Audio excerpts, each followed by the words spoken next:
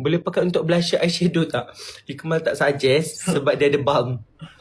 Dia berbang. Shimmy, shimmy, yeah, shimmy, yeah, shimmy, yeah. Drink. Fa la la la. Tapi kalau akak, jom kita try nak.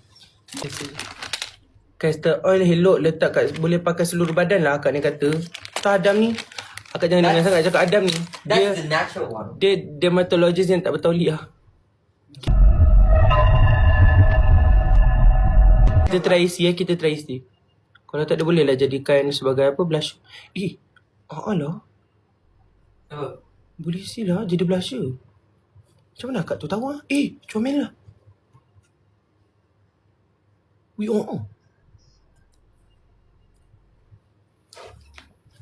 Macam mana akak tu tahu? Dia pernah buat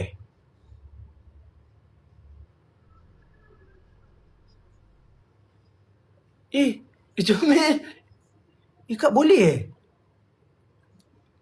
Aku selalu buat. Oi noi. Kak.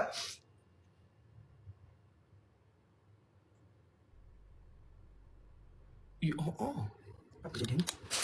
Bukan tengok kat kamera ni, okey. Tengok dekat dunia nyata macam ni. Okey,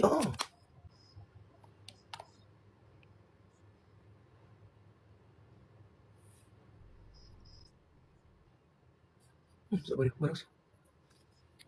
Dia ada mentorasi sejuk, tak ada Kak Sani tadi. Tak Kak, saya nak off live lah Kak, kelakar muka saya. Baik Kak. Baik.